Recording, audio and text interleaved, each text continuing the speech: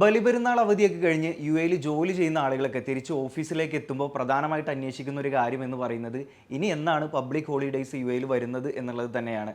2025 ഇനി വരുന്ന public holidays നമ്മളൊന്ന് പരിശോധിക്കുകയാണെങ്കിൽ ജൂൺ മാസത്തിൽ ഇനി ഔദ്യോഗികമായിട്ട് പ്രഖ്യാപിക്കാനുള്ളത് ഇസ്ലാമിക് ന്യൂ ഇയർ മുഹറവുമായി ബന്ധപ്പെട്ട അവധിയാണ്. ജൂൺ 26 അത് വരുന്നത്. പിന്നീട് വരുന്നത് സെപ്റ്റംബർ 5 പ്രവാചക തിരുനബിയുടെ ജന്മദിനവുമായിട്ട് റിലേറ്റ് ചെയ്ത് റബിയുൽ അവൽ 12 സെപ്റ്റംബർ 5 വെള്ളിയാഴ്ചയാണ് ഈ ഒരു അവധി ദിനം പ്രഖ്യാപിക്കാനുള്ളത്. വെള്ളിയാഴ്ച ആയതുകൊണ്ട് തന്നെ ശനിയും ഞായറൊക്കെ അവധി ഉണ്ടെങ്കിൽ ഒരു 3 ദിവസത്തെ അവധി കിട്ടാനൊക്കെയുള്ള സാധ്യതയുണ്ട്.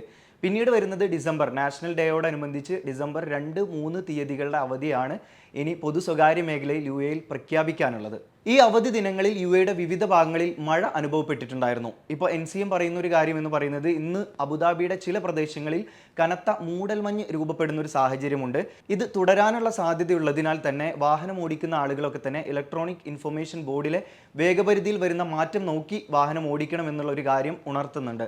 അതോടൊപ്പം തന്നെ ഷാർജ, ഫുജൈറ, റാസൽ ഖൈമ എമിറേറ്റുകളിൽ അവധി ദിനം കഴിഞ്ഞാലും മഴയ്ക്ക് സാധ്യതയുള്ളതായിട്ട് NCMന്റെ റിപ്പോർട്ടിൽ ചൂണ്ടിക്കാട്ടുന്നുമുണ്ട്. Sharjah award for voluntary work അധികൃതർ അറിയിക്കുന്ന ഈ ഒരു കാര്യം 7 മുതൽ 12 വരെയുള്ള കുട്ടികൾക്കായിട്ട് എൻവിയോൺമെന്റ് ഹീറോസ് എന്ന പേരിൽ ഒരു മത്സരം സംഘടിപ്പിക്കുന്നുണ്ട്. പരിസ്ഥിതി സംരക്ഷണത്തെക്കുറിച്ച് ക്രിയാത്മകമായിട്ടുള്ള ആശയങ്ങൾ അവതരിപ്പിക്കുന്നത് അത് വീഡിയോ ഫോർമാറ്റിലായിരിക്കണം.